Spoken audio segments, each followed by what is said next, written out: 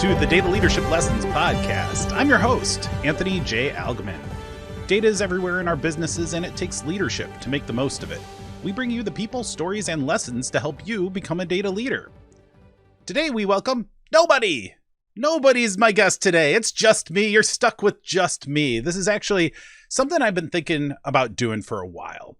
And it's because I have a lot of stuff I want to say. Half the time I have a guest on, I'm like, oh, I've got to listen to them talk. And there's so much I want to say. No, not really. I really actually love to listen to the stories from the guests.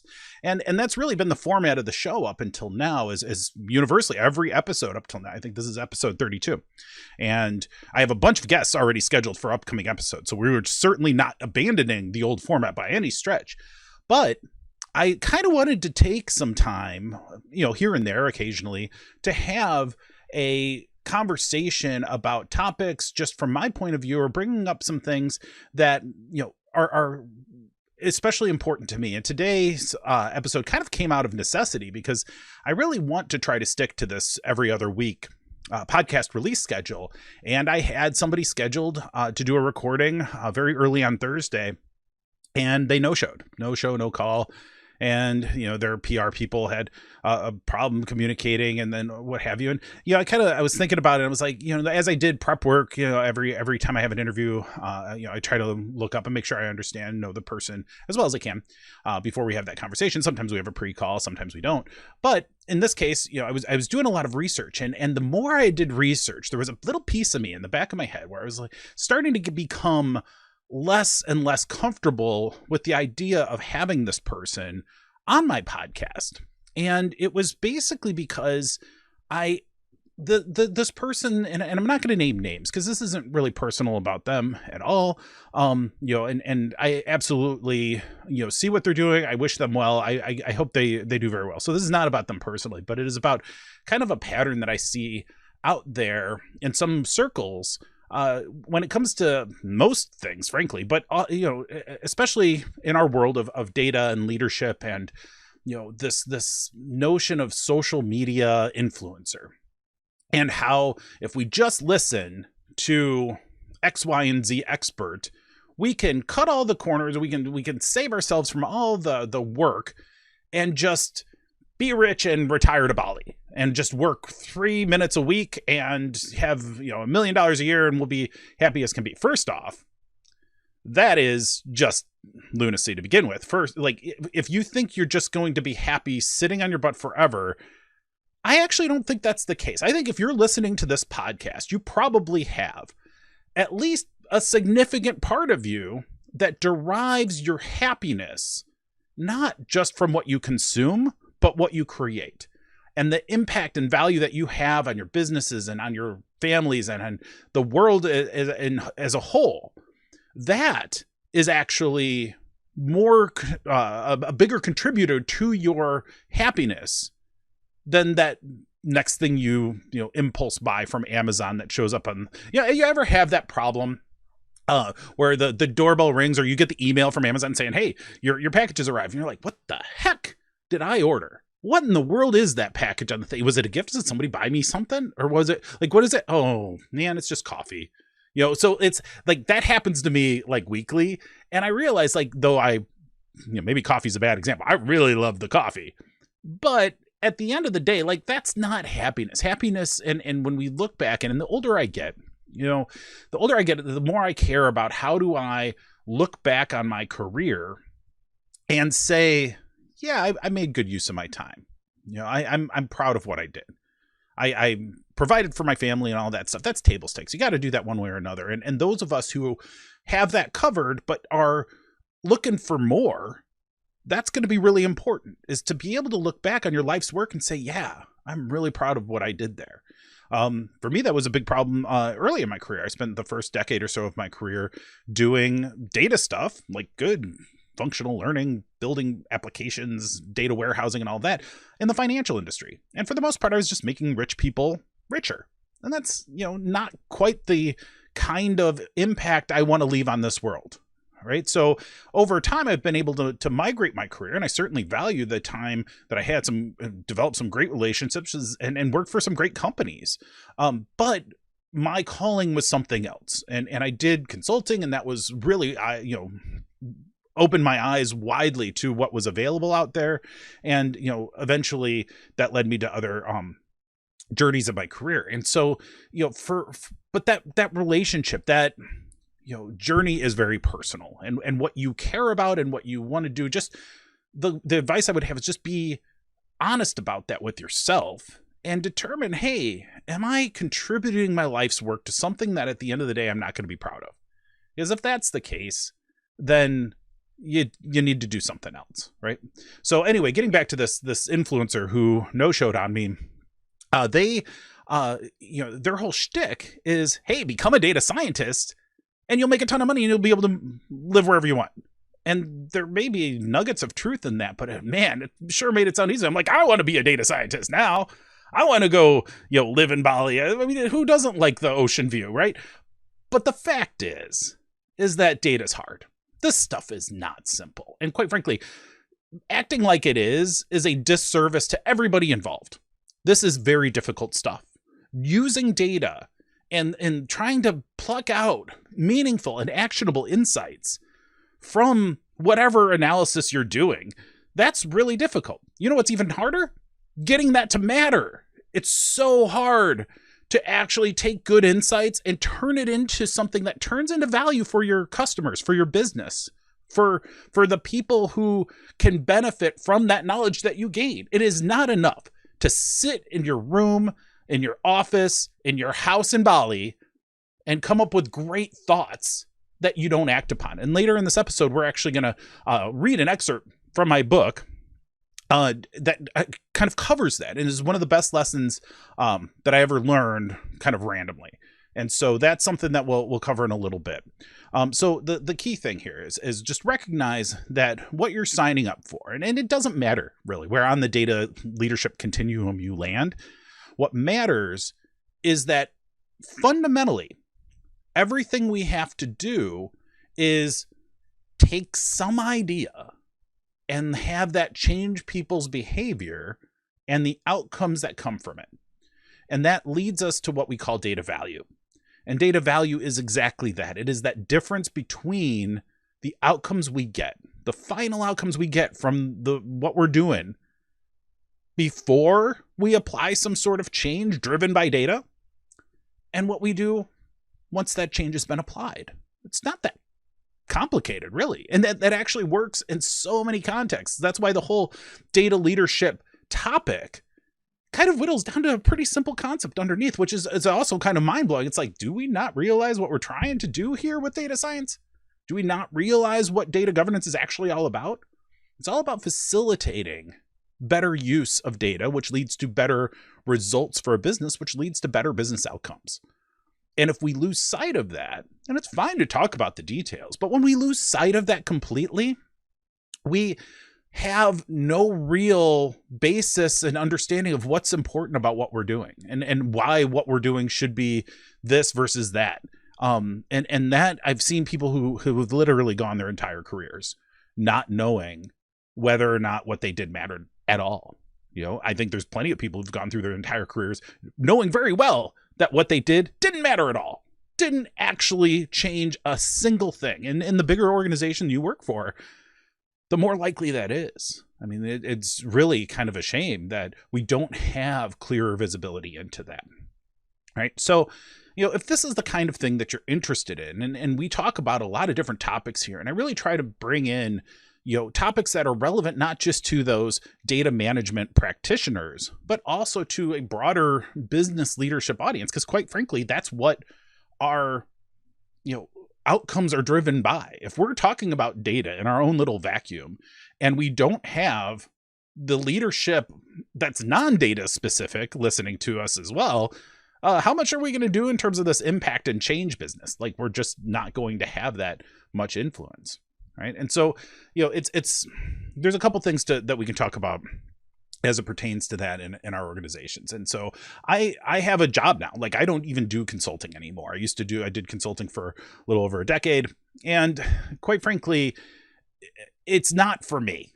I've kind of learned that over the years, is that consulting is really it's something that I can do. It's something that I have done, and I could be moderately successful. But the fact is that at the end of the day, I like being in the mix with an organization and in the long term. And I realize with data, a lot of stuff takes the long term to really achieve. And so it was very hard for me as a consultant that had to go in for a project anywhere from a couple of weeks to, many months, sometimes a year or more. But that duration was always limited, and it was usually limited due to financial constraints or due to scope of a project or to internal approvals and strategy, or you name it, right? But it always ended before we were able to fully realize that change. I always had to hand it off to the customer and have them take it and run with it. And so I geared my practice towards doing just that, giving them the tools they need to be able to take it in and move forward. And I think that that leads to the right kind of relationship between a business and consultants. I think consultants play an incredibly important role, because developing all the skills that you need to do this stuff well internally, even in large organizations, very difficult. And if you have great people, they're already going to be overwhelmed with a ton of work most of the time. They're going to be going at capacity all the time. So you can leverage consultants and being able to kind of create higher peaks and valleys and manage your resources more according to the need of your queue of change management that you have. And really all consultants are change management oriented in the first place. It's all about transforming a business's capabilities in some way or another. It's not just data consultants. It's kind of any consultant, right? That's their whole point. And they become very specialized or very knowledgeable in their particular field. And if we can plug into that knowledge and make our organizations better, that's way better from a cost benefit perspective than trying to train all of our people to learn it for the first time, do it once, hope we get it right, and then move on to the next thing, right? So the consultant role is actually very useful. The problem is that consulting has become a flawed profession in many ways, because it goes back to what my frustration was, is that the consulting projects all end probably sooner than they really should. And so consultants become experts, really adept at continuing their existence within a client. And that becomes half the battle. Half the job is, how can I sell more work here so I can keep billing hours, so I can keep getting paid, so that we, have a business, right? Our consulting firm needs to have billable time to continue to exist. And it's a big challenge, because it can lead to misaligned incentives. It can lead to a consulting firm trying to do things on their own behalf that are actually counter to the productivity of their clients. And that's a problem, and you can talk about the ethics, you can talk about the implications of that. But the fact is that when you're hiring consultants, you have to recognize that there's not perfect alignment and incentivization. That's okay. That's necessary, actually, for consulting to work. And that really, though, comes back to the leadership that we need to bring into our organizations and into our businesses, and make sure that the outcomes and the change that is being shepherded to whatever extent by our consulting firms is actually led and ultimately controlled by the people inside the organization. And that's where I think a lot of organizations lose their effectiveness in leveraging consultants, is because they let the consultants do too much driving. And I've seen that firsthand many times, where the consultants, because they're experts, they want to run at their speed, not at the client speed. And so they'll just keep going. They'll change everything. They'll do all the work. And then the contract will end, and they spend all their time working on building these transformations. And then there's no time left for training and a handover and changing the responsibility set from the consulting team to the client organization. And if we don't have a really solid relationship there and ability to hand off, what ends up happening? Well, you might extend because you need to get that knowledge in-house somehow. And so, if you can extend, if you have the financial resources to extend, then maybe that's a good plan. But a lot of times things just end, and all that good work of the consultants just becomes a victim of entropy, and it just kind of dissolves. I mean, how many projects, especially this is so true of consulting strategy projects, right? The consulting strategy projects is classic, right? You're gonna do the strategy so you can define what that future state should be, And the client will be on board and be like, yes, we are going to do some future state and we're going to get there and we're going to do the project or whatever. And then it comes time to budget season. They're like, yeah, you got no dollars for that one. You have no way of doing that project. So what ends up happening? All of those great strategic recommendations, then let's assume those were perfect recommendations. They probably weren't, but they were probably pretty good. They all get nowhere because there's no ability to execute on the client organization side. And when that happens, all the work is wasted. You're almost better off not having done it at all. And so that's, that can be a frustration, a very valid frustration, I might add. On the consulting side is to say, well, if the client can't or won't dedicate enough resources to doing this the right way, they probably shouldn't have hired us in the first place. How many consulting firms do you know that would actually do and say that, right? That, hey, you know what?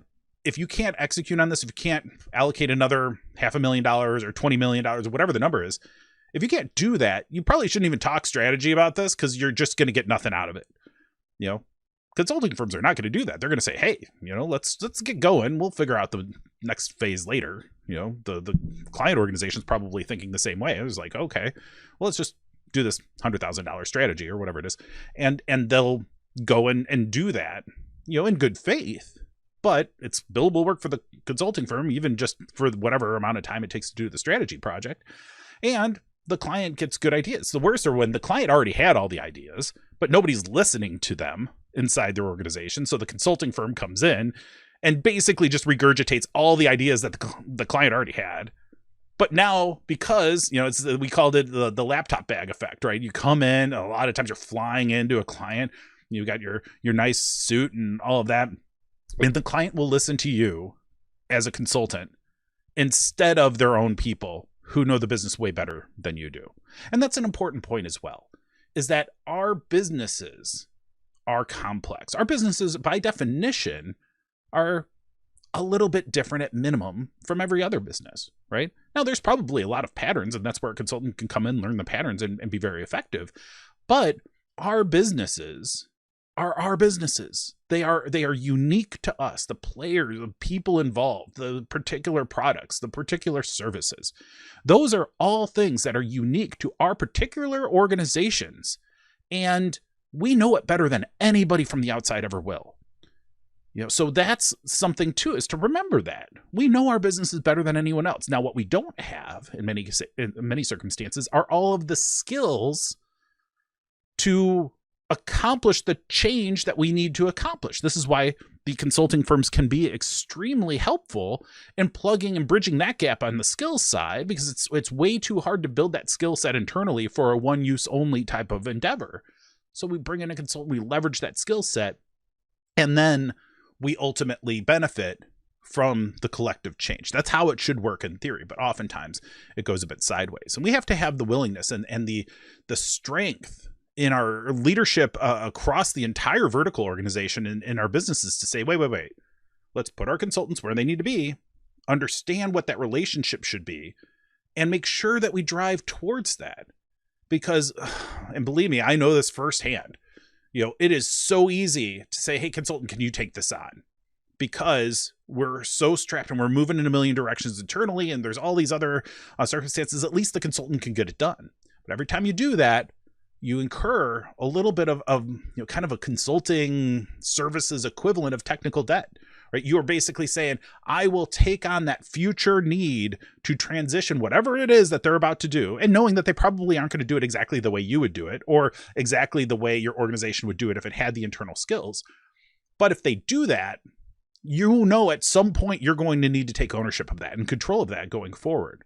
Otherwise, you are going to be entrusting more and more of the success of your organization to outside entities, which go back to what we talked about earlier, a misalignment of incentives. They are not perfectly aligned. So what a consulting firm thinks you should do is not exactly what you should do in some cases, because you have more knowledge and you have a different set of incentivizations in how you should act. Right. So things to think about. These are things that come back up. They're themes that I've seen in my career And because I've gone between industry side operational responsibilities and making sure that something runs for a long period of time, and I've been the tornado that comes in as a consultant and changes a bunch of stuff in hopes that the client is better off for it.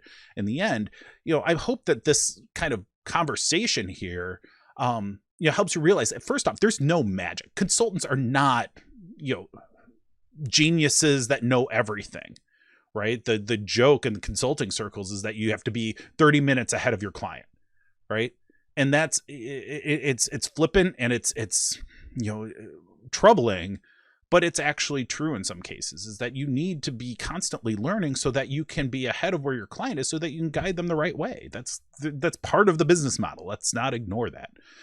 But the fact is that our consulting practices in how they actually manifest in organizations can often be suboptimal, and there are no quick fix solutions. And so when I come back and I say, okay, I've seen the quick fix solution in consulting, it doesn't work.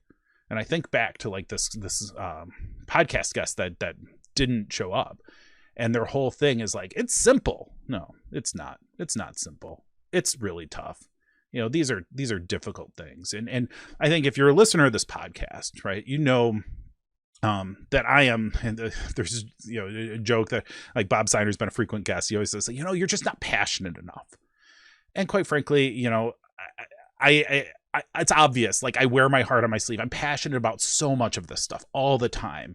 And in large organizations, it can be exhausting. It can be exhausting trying to corral all of the dynamic complexity of these change transformation efforts and these consulting relationships and these different perspectives and points of view. But it's worth doing. But one of the things that I'm trying to do better now, and I'm struggling with, quite frankly, is that I can't be that tornado all the time like I was in consulting. And now that I'm in an industry role, I have to I want to bring that passion. I want to bring that sense of urgency and bring that need to do things right and to align the incentives and what have you. But it can also be exhausting. I mean, I think, it's something that I'm continuing to try to get better at and learn from. And it's not easy for me. It's something where I have to like take a step back, take a breath, and work within it, because there's a long-term play here. It's a really long-term goal that we have in mind, and we have some time, but there's deadlines and there's big project demands, there's huge investments, and there's, a want to make sure that we are good stewards of the dollars and the time and the energy that's being put forth by so many people. I won't change who I am and being passionate about everything, but at the same rate, there is such a thing as caring too much and trying and pushing to the point of, causing yourself health problems or causing, more, difficulties long-term, than you should. So, hey, I will be the first to admit I'm not perfect. I'll be the first to admit I'm still learning at this stuff, and I'm an open book. I will try to share everything I can with folks on this podcast. And quite frankly, I've done 31 episodes before this one. I've never had a forum like this podcast to just open up about this stuff. And I hope that by hearing it, you'll say, you know what, I can relate to that. I can understand where he's coming from, and knowing that you're not alone in this, and that we all struggle with these kinds of things, especially when we're working remotely in a pandemic and we lose that person-to-person contact. My organization is starting to go back to the office more and more now, and I love it. I love it so much. I feel like I was remarking to some people at work, it feels like you've set up for the party and all you're doing is waiting for the guests to arrive, and that there's this energy that's just pent up and it's just waiting to come back and be there again. And I can't wait for that. I miss that. I miss that interpersonal connection, and more than I ever thought I did while we were dealing with the pandemic and we're working remotely. I'm like, this is working great. Like we're connecting with people and we're doing all that. But even to talk to the few colleagues that are in the office today, it's night and day for me. I love it so much to be with these people. And that's, I think, part of it for me is how much I love this work and how much I love doing these things that can change the future success of businesses of any kind. and to know that I'm doing something that really matters is so important to me. And that's something that, I would encourage you all to think about. And it's not a matter of like working remote or not, or what have you, but feeling like what you're doing matters is so important. We've talked about that a little bit more. So hopefully in this conversation, you're hearing some things that may resonate. I won't pretend I have all the answers. I just want to talk about what I observe and how I am trying to address some of that without going into too much detail or making anybody super uncomfortable with the topic. Just, let's, continue to recognize where challenges are, how we might change them, and how we'll all benefit once we do. Right. So, one thing I want to note is that this is Data Education Month over at Dataversity. So Dataversity is a longtime partner of mine where they were the publisher of my book on data leadership. They were also, they have a great online training program set up where there's incredible amounts of online training available. This month is Data Education Month at Dataversity and the online Dataversity Training Center. And if you use promo code ALGMANDLEDU, you can get 25% off any purchases this month. And this is also good for returning customers. So our normal promo code only works for new customers. This promo code, ALGMANDLEDU, works for anybody. So 25% off purchases during March. Okay. And so, again, Dataversity is a fantastic organization, and much of their business is in the conference space. And obviously in the pandemic, conferences are difficult. They have Enterprise Data World coming up, and they have returned to a registration and fee-based model for that, and it's well worth it. But as you might imagine, attendance is going to be less, I would imagine. But let's support that organization who's done so much for our community. So please consider getting some training from them. I'm really especially proud of my data architecture course or learning plan, as well as the data leadership learning plan and the What Is series, where we go through and in roughly 15 to 20 minutes talk about different topics. And those are good, especially for folks that are not data management professionals. The data architecture course is one that I would say is really more geared towards those data management professionals out there. So I want to talk now. I want to read you a little bit from my data leadership book. And so this book, and this is, I'm just going to read it out on the podcast, and I can ad-lib. I can add some things to it if I feel like it. But I do have an audiobook version out there that I'm so proud of, because if you hear the podcast, you like listening to the podcast, the book is written kind of how I talk, but you can't hear the book the way I actually talk. Like if you're just reading the pages.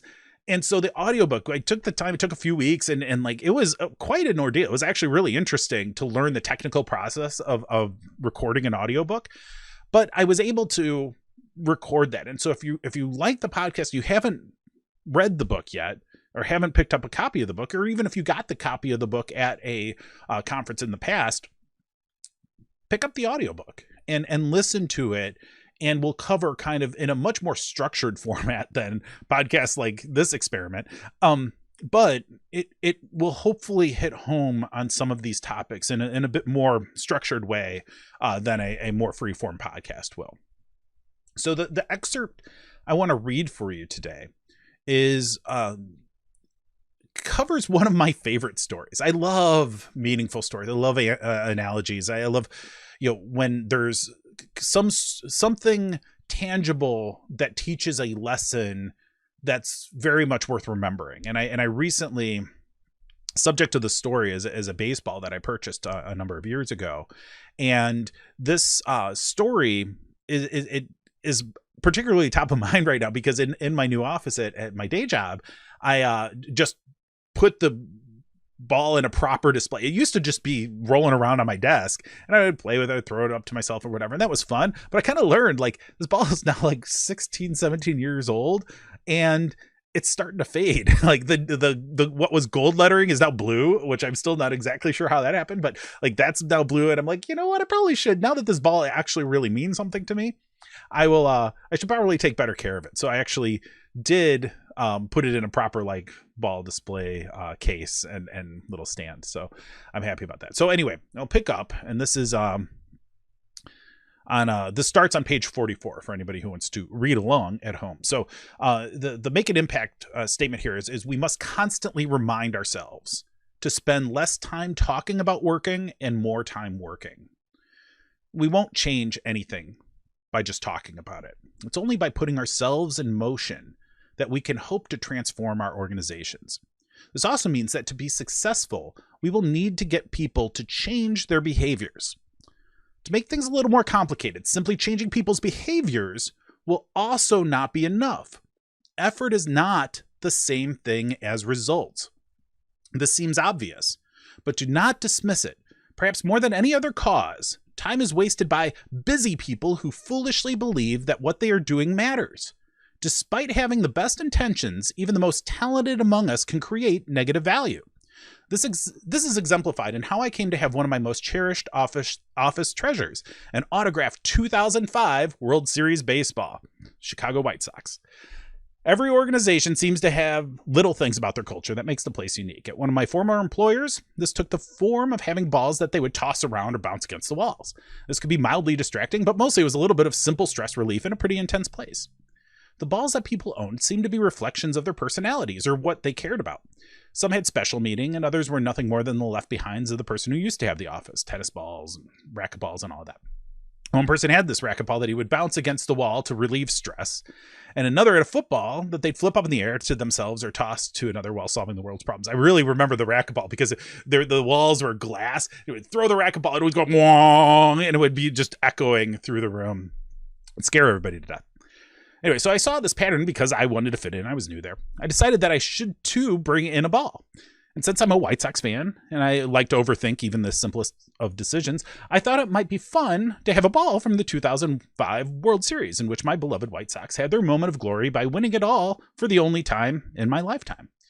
Seeing as how it was now over a decade later, I figured that that would be the right mix of novelty and personal meaning to send the right message, beyond the one that I'm a data geek with a tendency to overanalyze everything. At the time, I did not actually own a 2005 World Series baseball, so I took to the internet to see what options I might have. A cursory evaluation on Amazon and eBay showed me what I would likely need to spend. If I wanted a plain non-game used baseball with the 2005 logo on it, it was running about $50. Game used or autographed balls went up from there. A real treasure like a Paul Konerko signed ball was in the $350 range, and a ball signed by the entire team got obscene into four figures, way more than I was going to be willing to spend. My brilliant idea appeared to be unrealistic. I mean, there was no way I was spending even $50 for this silly exercise, but I did think it would be fun to own a 2005 World Series ball. So after a while, I went back to the internet one last time to see if I could find anything that would be less expensive. And then I stumbled upon it. It was an authentic 2005 World Series ball for only $20, and it was autographed, no less. I thought it was a typo in the listing at first, but upon closer scrutiny, I realized that what was going on. The ball was listed by a sports memorabilia store that was traded mostly in autographed items and other interesting sports stuff that collectors pay lots of money to acquire. Everything was supply and demand based, and the prices varied wildly based on how much people were willing to pay. This is why the autographed ball was worth $20 in the market. It was signed by a Houston Astros rookie named Chris Burke. He ended up in the major leagues only for a handful of years, and his career ended in 2009. Not only did Houston lose the World Series in question, but it was signed by a person who most casual baseball fans would not recognize a decade later. The Chris Burke autographed 2005 World Series baseball may have been the best $20 I ever spent. Not only did I get the ball I knew I wanted, marred slightly by a little bit of indecipherable blue ink, but I also received a bit of wisdom that continues to guide me to this day. Adding energy to something is not the same thing as adding value. When Chris Burke signed that ball in 2005, he certainly did not intend to decrease its market value by 60%. He reasonably thought that by scribbling on that ball, he'd be giving somebody a fine memento of a special event. Oh boy, did he ever. Even today, that ball sits on my desk, and I often glance over it or pick it up and toss it around while on calls or otherwise pondering some data-related challenge. And it reminds me to carefully consider how my actions will result in real value and not cause unintended negative outcomes. Too few of our efforts are calibrated cautiously enough. It's not uncommon to see pointless meetings held, business glossaries go unused, standards and policies be ignored, or efforts stall entirely due to ineffectiveness. How many organizations have rolled out entire new platforms without proper training for staff and then are dismayed when it doesn't get the usage it deserves? We are all surrounded by folks that equate being busy with being productive, and that is simply foolish. We each must force ourselves to think about the ball we are signing in our own work and how all of our efforts in the data world are dependent on one another. After all, the reason my autographed ball was worth so much less had nothing to do with how Chris Burke signs a baseball. By all measures, he has a perfectly fine signature, every bit as nice as Canerco's. The value of sports memorabilia derives from the outcomes achieved on the field, often the results of the energies expended throughout an entire career. It has nothing to do with the signature itself. I did not know anything about Chris Burke before finding that ball. I'm sure this is not the outcome he expected to create when signing it. Certainly he did not predict that it would eventually become one of the most prized possessions of a White Sox fan. Playing several years of Major League Baseball is no failure by any measure. But every day, when I sit down in my office to try to improve businesses with data, I see that ball perched on my desk, and every day it reminds me of an important lesson that guides everything that I do. Don't be Chris Burke. Meaning, try not to accidentally decrease value through my actions despite having good intentions. This resolves to the convenient and easy to remember acronym TNADVTMADHGI. Or just remember, don't be Chris Burke and recall this story. So that's a story I love. And it's a story I love because it's so random. And it was one of those kind of things that I never expected to have happen quite in that manner. But once it did, it quickly dawned on me how important that moment was. And it's something that I do. I literally, in the office, I put a little plaque on my little ball stand and it says, don't be Chris Burke. And it really is important, is that effort and energy are table stakes. That's necessary, but it's not sufficient to be good at what we're doing here. What we need to have is a total line of sight. We have to have a total contribution all the way through to manifesting in business outcomes that are positive, right? It's not enough to work hard. It's necessary, but it's not enough. It's not enough to come up with insights from data. It's necessary, but it's not enough. It's not enough even to change our behaviors and the actions as individuals. It's necessary, but it's not enough. Or to influence the actions and activities and outcomes of others. Necessary, not enough. Ultimately, it's when it gets to the fundamentals of the business, revenue, cost, risk management, actual measurable outcomes, that's when we can know truly whether or not we've made a difference.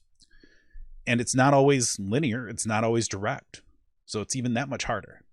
So that's why I have an issue with people who say it's easy. Just crunch some numbers, come up with some analysis, have a good career. I don't think that's enough. I think the more important thing is to realize that there are things you're dependent on to do this work. And there's many things dependent on you having done this work. And some things that may not be in your direct control at all. And just signing that ball, that's kind of just the beginning. That's kind of just the start. And we desperately want it to be positive. May not always be. And the best thing we can do is just first try to learn whether or not it is. And then if it's not, do something better next time.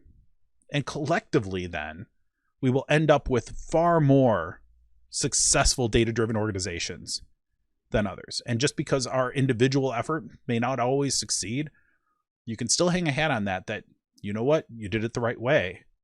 And that if there were enough people doing it the right way, our organization would be transformed and that we would be extremely successful leveraging the data assets that we have. Okay. So that's where we're at today. And it's really about recognizing that data leadership is so much more about leadership than it is about data. It manifests in countless ways, infinite ways, really. And that's where I'm happy. And I would love for folks that I don't know who find this podcast or share this podcast or listen to it and they find some value in it, shoot me a note at podcast@algman.com and let me know, like, does the solo show, is that worth your time listening to on occasion? Was it a complete waste? What do you like about it? What do you not like about it? What are the, we have enough of a show history now. You kind of get what this thing is about. If you listen to enough episodes, you see what we're doing. Help me get better at this myself. Help me deliver that value to you. This is something that I do now just purely for the love of it, purely for having that conversation and trying to fill a gap where our opportunities to get together at the conferences in person just haven't been there. And this hopefully helps us have a little bit, some sliver of that retained. And I want to keep it going as long as I possibly can. So if you'd like to share your story or you want to provide feedback, just drop us a line, podcast@algman.com. I would love to have anybody on the show. I think that there's so much value in hearing the challenges and frustrations. I tried to share some of mine today, but there's so much value in seeing those moments, all of those moments of confusion and frustration. I mean, we could have an entire episode on imposter syndrome, I think. We might do that soon, actually. And, learning from everyone is the best way we can then bring it back to ourselves and try to find something that works best for us. So help me continue that conversation in any way you can. And certainly please do subscribe or, share the podcast link, share the website. The more listeners we have, the more opportunities for finding great guests and the more impact we can make. Right. So with that, I want to thank you for listening and watching all of these episodes, but especially today. If you stuck with me this long, you're a star. I appreciate that, because I don't know if this experiment's working or not. So, really thank you for watching or listening today. I will include some links and more information about today's topic in the show notes. Subscribe, please, to Data Leadership Lessons on YouTube and wherever you get your podcasts. Visit algman.com to learn more about Algman data leadership and the many ways we can help you become a data leader. Stay safe during these unusual times and go make an impact.